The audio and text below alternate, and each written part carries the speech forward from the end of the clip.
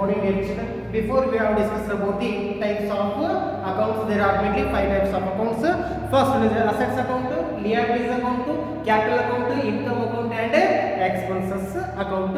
So now we will discuss about the using debit and credit. So how to use the debit and credit while the recording of all the business transactions.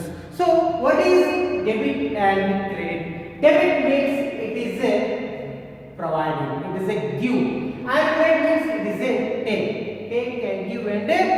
Andre ಇಲ್ಲಿ ಖರ್ಚು ಮತ್ತು ಜಮಾ. It is one type of T shape. T shape means left hand side debit side, right hand side credit side. So all expenses comes into the debit side, all incomes comes into the credit side. Andre ಏನೇ ಖರ್ಚು ವೆಚ್ಚ ಇರುತ್ತದೆ ನೀವು debit side ಹಾಕಬೇಕು, ಏನ ಆದಾಯ ಬಂತಂದ್ರೆ ನಾವೇನ ತೆಗೆದುಕೊಂಡ್ರೆ ನೀವು ಕ್ರೆಡಿಟ್ ಸೈಡ್ ನ ಹಾಕಬೇಕು. It means using debit and credit means it is give and take. Debit means it is A giving, give, R credit means it is A taking. ಅಂದ್ರೆ ಏನಾದ್ರೆ ತೆಗೆದುಕೊಳ್ಳೋದು. ಅಂದ್ರೆ ನೀವೇನಾದ್ರೂ ಖರ್ಚು ವೆಚ್ಚಗಳು ಮಾಡಿರಬೇಕು ಡೆಬಿಟ್ ಸೈಡ್ ಹಾಕಬೇಕು, ಏನಾದ್ರೂ ಆದಾಯವನ್ನು ಪಡ್ಕೊಂಡ್ಬಿಟ್ಟಿದ್ರೆ ಏನಾದ್ರು ಜಮಾ ಹಾಕಬೇಕು ನೀವು ಕ್ರೆಡಿಟ್ ಸೈಡ್ ನ ಹಾಕಬೇಕು. ಇಲ್ಲಿ ಖರ್ಚು ಮತ್ತು ಜಮಾ ಅಂತ ಕರೀತೀವಿ. ಏನೇನು ಖರ್ಚು ವೆಚ್ಚಗಳು ಮಾಡ್ತೀವಿ ನಾವು ಡೆಬಿಟ್ ಸೈಡ್, ನಿಮಗೆ ಏನೇನು ಜಮಾ ಆಗುತ್ತೆ ಅನ್ನೋದು ಕ್ರೆಡಿಟ್ ಸೈಡ್ ಹಾಕಬೇಕು. Every business transactions it should be treated as a double effect. ಯಾವಾಗ ಏನು ಮಾಡ್ತೀವಿ ಡಬಲ್ ಎಫೆಕ್ಟ್ ಕೊಡ್ತೀವಿ. If the debit side transactions it is equal to the credit side transactions. If the debit side transactions it is equal to the credit side transactions. If the credit side transactions it is equal to the debit side transactions. ಅಂದ್ರೆ ಇಲ್ಲಿ ಎಷ್ಟು ಖರ್ಚಾಗಿದೆ ಅಷ್ಟೇ ಜಮಾ ಆಗಿದೆ. ಅಂದ್ರೆ ಇಲ್ಲಿ debit side ಎಷ್ಟು amount ಇರುತ್ತೆ ಅಷ್ಟೇ ನೀವು ಕ್ರೆಡಿಟ್ ಸೈಡ್ ಅಮೌಂಟ್ ಹಾಕಬೇಕು. ಕ್ರೆಡಿಟ್ ಸೈಡ್ ಎಷ್ಟು ಅಮೌಂಟ್ ಇರುತ್ತೆ ನೀವು ಡೆಬಿಟ್ ಸೈಡ್ ಮೆನ್ಷನ್ ಮಾಡಿದ್ರೆ ಮೂವತ್ತು. ಯಾವಾಗಲೂ ಇರುತ್ತೆ ಡಬಲ್ ಎಫೆಕ್ಟ್ ಕೊಡ್ತೈತಿ. ಡೆಬಿಟ್ ಸೈಡ್ ಎಷ್ಟು ಇರ್ತದೆ ಈಕ್ವಲ್ ಆಗಿ ಏನು ಮಾಡಬೇಕು ಕ್ರೆಡಿಟ್ ಸೈಡ್ ಇರ್ತೈತಿ.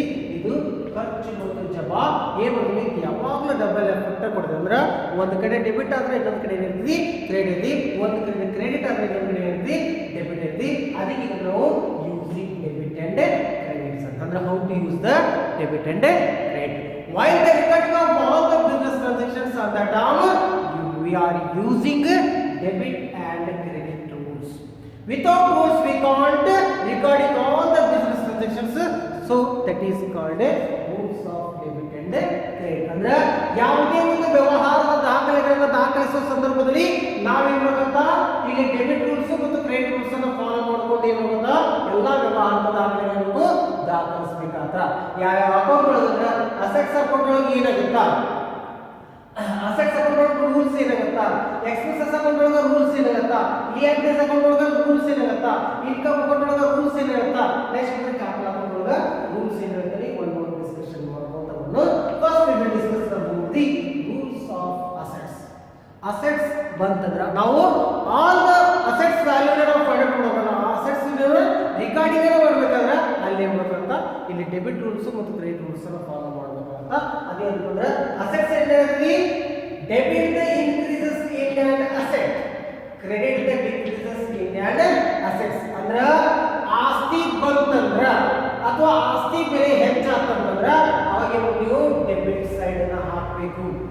ಇವ್ರಿಗೂ ಡೆಬಿಟ್ ಸೈಡ್ ಅನ್ನ ಹಾಕಬೇಕು.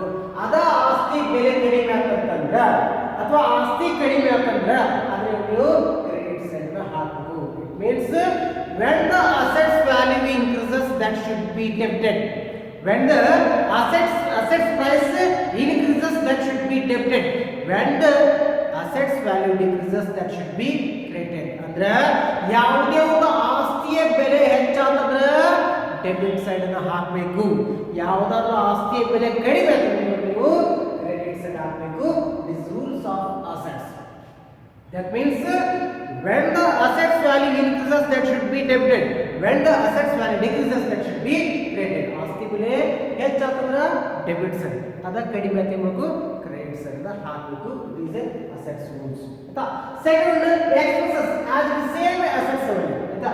ಈ ಅಸೆಟ್ಸ್ ಯಾವ ರೀತಿ ಇದಲ್ಲ ಅದರ ನೆನಪ ಇದು ಎಕ್ಸ್ಪೆನ್ಸಸ್. ಸೊ ಫಸ್ಟ್ ಏನು ಬಂದ್ರೆ ಇದೇನಿದೆ as the same debit the increases in an expenses, credit the decreases in an expenses. When the expenses value or expenses increases that should be debited. When the expenses value or price decreases that should be credited. ಏನಾದರೂ ಖರ್ಚು ವೆಚ್ಚಗಳು ಹೆಚ್ಚಾತಂದ್ರೆ debit side, ಅದ ಖರ್ಚು ವೆಚ್ಚಗಳು ಕಡಿಮೆ ಆದ್ರೆ ನಮಗೂ credit side. ನಾವೇನಾದ್ರೂ ಖರ್ಚುಗಳು ಮಾಡಿರೋವು ಡೆಬಿಟ್ ಸೈಡ್ ಹಾಕಬೇಕು, ಏನಾದ್ರು ಖರ್ಚುಗಳು ನೆಕ್ಸ್ಟ್ ಏನಾದ್ರು ಫಾರ್ವರ್ಡ್ ಆದ್ರೆ ನೀವು ಕ್ರೆಡಿಟ್ ಸೈಡ್ ಹಾಕಬೇಕು. ಅಂದ್ರೆ ಖರ್ಚು ಹೆಚ್ಚಾದಂತೆ ಅವು ಖರ್ಚು ಹೆಚ್ಚಾದ ತಕ್ಷಣ ಏನು ನೀವು ಡೆಬಿಟ್ ಸೈಡ್ ಅಂದ್ರೆ ಖರ್ಚು ಯಾವತ್ತಿ ಹೆಚ್ಚಾಗ್ತವೋ ಖರ್ಚು ಹೆಚ್ಚಾದ್ರೆ ಡೆಬಿಟ್ ಸೈಡ್ ಹೋಗ್ಬೇಕು, ಖರ್ಚು ಕಡಿಮೆ ಆದ್ರೆ ಹೋಗ್ಬೇಕು ಕ್ರೆಡಿಟ್ ಸೈಡ್ ಹಾಕಬೇಕು. ಅಷ್ಟೇ ಸಿಂಪಲ್. ಅದು ಎಕ್ಸ್ಪೆನ್ಸಸ್ ರೂಲ್ಸ್. ಏನಂದ್ರ when the expenses value increases that should be debited, when the expenses value decreases that should be credited. ಅಂದ್ರ ಯಾವಾಗ ಖರ್ಚು ವೆಚ್ಚಗಳು ಹೆಚ್ಚಾಗವು ಡೆಬಿಟ್ ಸೈಡ್ ಹೋಗ್ಬೇಕು, ಖರ್ಚು ವೆಚ್ಚಗಳು ಹೆಂಗೆ ಕಡಿಮೆ ಮಾಡಬೇಕು ಕ್ರೆಡಿಟ್ ಸೈಡ್ ಹಾಕಬೇಕು. It is rules of expenses. ಆಯ್ತಾ? ನೆಕ್ಸ್ಟ್ ಬಂದ್ರೆ liabilities. Debit the decreases in liabilities, credit the increases in liabilities. It is opposite of assets and expenses. ಇವು ಅಸೆಟ್ಸ್ ಮತ್ತು ಎಕ್ಸ್ಪೆನ್ಸಸ್ ಒಂದೇ ರೂಲ್ ಒಳಗೆ ಬರ್ತಾವೆ, ಆದ್ರೆ liabilities ಇನ್ಕಮ್ಸ್ ಕ್ಯಾಪಿಟಲ್ಸ್ ಒಂದು ರೂಲ್ ಒಳಗೆ ಬರ್ತಾವೆ. ಅಂದ್ರೆ ಇಲ್ಲಿ ನಾವು ಖರ್ಚು ಮತ್ತು ಆಸ್ತಿ ಹೆಚ್ಚಾಗ್ತದೆ ಡೆಬಿಟ್ ಸೈಡ್ ಹಾಕ್ತೀವಿ, ಇಲ್ಲಿ liabilities ಕಡಿಮೆ ಆಗ್ತದೆ debit side. when the liabilities value decreases that should be debited, when the liabilities value increases that should be credited. ಅಂದ್ರೆ ಇಲ್ಲಿ ಹೊಣೆಗಾರಿಕೆ ಅಥವಾ ಸಾಲ ಕಡಿಮೆ ಆಗ್ತದೆ ಡೆಬಿಟ್ ಸೈಡ್ ಹಾಕಬೇಕು, ಸಾಲ ಹೆಚ್ಚಾಗ್ತದೆ ನೀವು ಕ್ರೆಡಿಟ್ ಸೈಡ್ ನ ಹಾಕಬೇಕು. ಯಾವುದು liabilities rules. ಅಂದ್ರೆ when the liabilities value decreases that should be debited, when the liabilities value increases that should be credited. ಅಂದ್ರೆ ಯಾವುದೇ ಒಂದು ಹೊಣೆಗಾರಿಕೆ ಅಥವಾ ಸಾಲ ಏನಾದ್ರು ಕಡಿಮೆ ಆಗ್ತಂದ್ರೆ ಡೆಬಿಟ್ ಸೈಡ್ ನ ಹಾಕಬೇಕು, ಏನಾದ್ರೂ ಆ ಸಾಲ ಏನಾದ್ರು ಹೆಚ್ಚಾಗಬೇಕು ಕ್ರೆಡಿಟ್ ಸೈಡ್ ನ ಹಾಕಬೇಕು. ಯಾವುದು liabilities. ನೆಕ್ಸ್ಟ್ ಬಂದ್ರೆ income. As the same liabilities rules.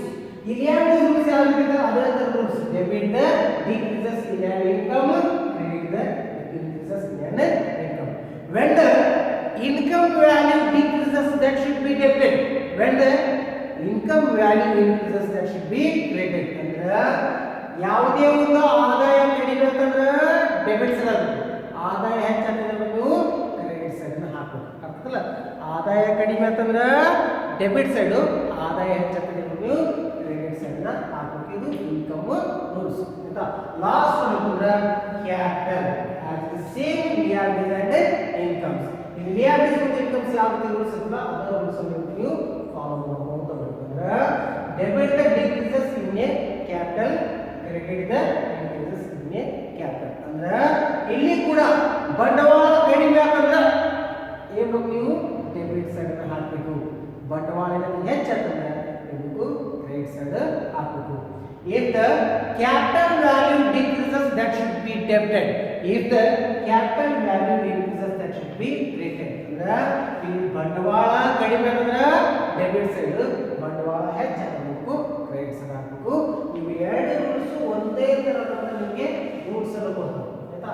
ಆದ್ರೆ ಇವು ಒಂದು ರೂಲ್ಸ್ ಅನ್ನು ಕೊಡ್ತವೆ. ಅಂದ್ರೆ ಇಲ್ಲಿ ಆಸ್ತಿ ಬೆಲೆ ಹೆಚ್ಚಾದ್ರೆ ಡೆಬಿಟ್ ಸೈಡ್, ಆಸ್ತಿ ಬೆಲೆ ಕಡಿಮೆ ಅಂದ್ರೆ ಕ್ರೆಡಿಟ್ ಸೈಡ್.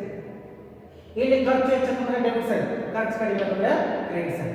ಇಲ್ಲಿ ಹೊಣೆಗಾರಿಕೆ ಸಾಲ ಕಡಿಮೆ ಅಂದ್ರೆ ಡೆಬಿಟ್ ಸೈಡ್, ಸಾಲ ಹೆಚ್ಚಾದ್ರೆ ಕ್ರೆಡಿಟ್ ಸೈಡ್. ಇಲ್ಲಿ ಇನ್ಕಮ್ ಆದಾಯ ಕಡಿಮೆ ಅಂದ್ರೆ ಡೆಬಿಟ್ ಸೈಡ್, ಆದಾಯ ಹೆಚ್ಚಾದ್ರೆ ಕ್ರೆಡಿಟ್ ಸೈಡ್. ಇಲ್ಲಿ ಬಂಡವಾಳ ಕಡಿಮೆ ಅಂದ್ರೆ ಡೆಬಿಟ್ ಸೈಡ್, ಬಂಡವಾಳ ಹೆಚ್ಚಾದ್ರೆ credit side. It is accounting rules. ಇದನ್ನ ಒನ್ ನಾಳೆ ಅದನ್ನ ಎಕ್ಸ್ಪ್ರೆಷನ್ ಮಾಡ್ಕೊತಾ ಹೋಗ್ತೀನಿ. ಎಲ್ಲರಿಗೂ ಧನ್ಯವಾದ.